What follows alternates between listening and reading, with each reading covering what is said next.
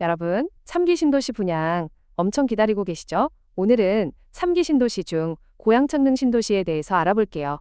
시작하기 전 구독, 좋아요 부탁드려요. 고양 창릉 신도시는 고양 특례시를 제외하고 말하기 힘들어요. 고양시에 대해서 먼저 이야기해 볼게요. 고양시는 지하철 3호선이 연결되어 종로 업무지구에서 근무하는 사람들이 많이 거주하며 크기가 매우 넓어요. 고양시는 일산 서구, 일산 동구, 덕양구로 되어 있으며 일산 신도시는 동구와 서구, 그 중에서도 대화역에서부터 백석역 인근을 지칭해요. 주택가격은 어떨까요? 그래프를 보면서 이야기해 볼게요.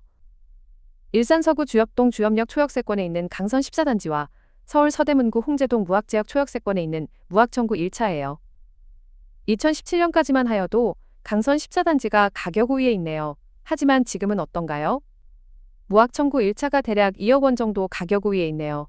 그렇다면 그 이유는 양극화 때문일까요? 물론 그러한 이유도 있겠죠. 서울 쏠림 현상과 더불어 또 다른 이유는 고양시에 택지 공급이 많았기 때문이에요.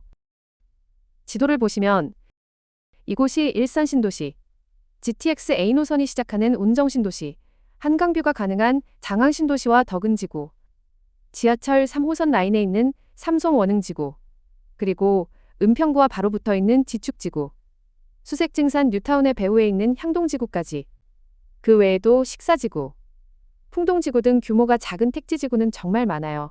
그 중에서 고양 창릉 신도시는 여기에 위치해 있어요. 공급이 많으니 가격 상승에 제한이 생길 수밖에 없는 거죠. 다양한 대체 선택지가 있어 주택가격이 비교적 안정될 수 있었어요. 고양 창릉 신도시도 대체재가 많다고 보시면 돼요.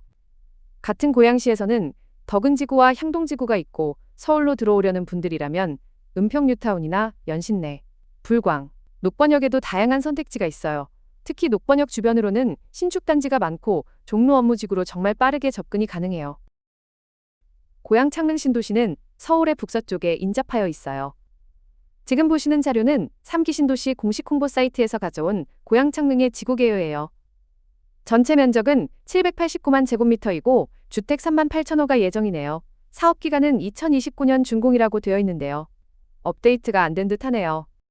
우리에게는 청약 당첨이 중요하지요. 고양 창릉 신도시 중 1공구 중심으로 공사를 진행하고 있으며 그중 6개 토지에 대하여 청약 및 사전 청약을 진행하였어요. 본 청약은 1공구 중 창릉역과 가장 가까운 S5블럭과 S6블럭, 그리고 A4블럭입니다. 현재 공사를 진행하고 있으며 입주 예정 시기는 S6블럭이 2027년 12월, S5블럭이 2028년 1월이에요. 사전 청약을 실시한 S134블럭은 본 청약을 한다고 하더라도 물량이 거의 없을 테니 기대는 하지 않는 것을 추천할게요. 어차피 물량이 적어 커트라인이 엄청 높을 테니까요. 그렇다면 앞으로는 청약 물량이 많을까요?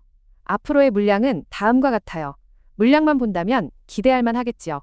앞으로도 10,000세대가 넘는 물량이 대기 중이라고 보시면 돼요.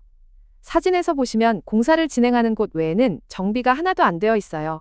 S56블럭을 분양받은 분들은 분명히 거주에 애로사항이 있을 거예요. 하지만 신도시는 장화신고 들어가서 구두신고 나온다 라는 말이 있지요. 아마도 청약 당첨자의 자산 증식에 도움이 많이 될 거예요. 물론 리스크가 하나도 없는 건 아니에요. 그 부분은 뒤에서 한 번에 말씀드릴게요. 이젠 교통대책에 대해서 볼게요. 2기 신도시는 아직도 교통대책이 마련되지 않은 곳이 있어요. 그래서 3기 신도시는 처음부터 교통대책을 마련해야 한다는 목소리가 컸어요. 그때 때마침 GTX A 노선의 공사를 진행하고 있어서 GTX A 노선의 창릉역 신설이 가능했어요. 대곡역과 연신내역 사이에 환기구 및 노방 공사는 마무리가 되어 있고 지금은 외부 출입구를 만드는 중인데 위치는 이곳에 생길 예정이에요. GTX A 노선은 현재 핵심 구간인 서울역에서 수서까지의 연결이 안 되어 있어요. 2028년까지 개통 예정이며 창릉역은 2030년 개통 예정이에요. 고양은 평선도 계획 중이에요. 고양시청에서부터 화정, 능곡을 거쳐 창릉역으로 와서 향동지구를 거쳐 세전역까지 가는 노선이에요. 세전역에서는 지금 있는 6호선은 물론이고 서부선이 계획되어 있어 신촌 여의도 서울대 입구역까지 편하게 갈 수 있어요. 하지만 아직은 계획만 있고 시공사조차 찾지 못하고 있다는 점 알고 계셔야 해요. 고양 창릉 신도시 내에 고양은 평선의 정거장이 총 3개가 계획되어 있어요. 그중 하나는 GTX A 노선의 창릉역과 환승이 가능해요. 어떠신가요?